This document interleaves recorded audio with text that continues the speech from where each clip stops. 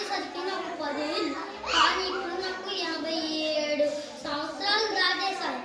కానీ నేను కొన్ని భారీ మార్పుల గురించి చెబుతాను వినండి. 1947 సంవత్సరంలో మనకు స్వతంత్రం వచ్చిన 76 సంవత్సరాల తర్వాత 2023 నాటికి మన భారతదేశంలో కొన్ని భారీ మార్పుల గురించి చెబుతాను వినండి. 1947 సంవత్సరంలో మన రాష్ట్రాల సంఖ్య అంతా 14, కానీ ఇప్పుడు రాష్ట్రాల సంఖ్య 28. 1947 సంవత్సరంలో మన దేశ జనాభా 36 కోట్లు, కానీ ఇప్పుడు 140 కోట్లు దాటింది.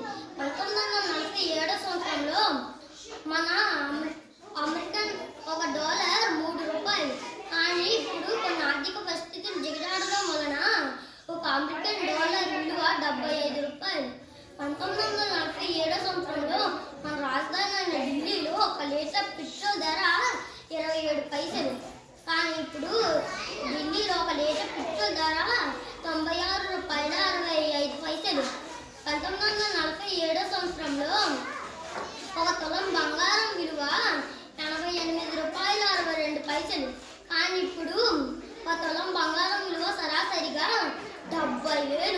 1947 సంవత్సరంలో మన దేశ బడ్జెట్ $171.15 కోట్ల రూపాయలు, కానీ ఇప్పుడు మన దేశ బడ్జెట్ 41,87,532 కోట్ల రూపాయలు. 1947 సంవత్సరంలో 100 మంది జనాభాలో 12 మందిని చదువుకున్న వారు ఉన్నారు, కానీ ఇప్పుడు సరాసరిగా 70 మంది చదువుకున్న వారు ఉన్నారు.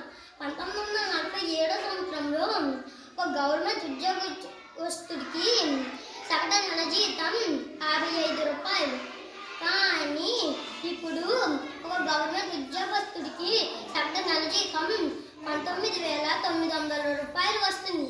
1947 సంవత్సరంలో ఒక సినిమా టికెట్ ధర 30 పైసలు, కానీ ఇప్పుడు ఒక సినిమా టికెట్ ధర $250.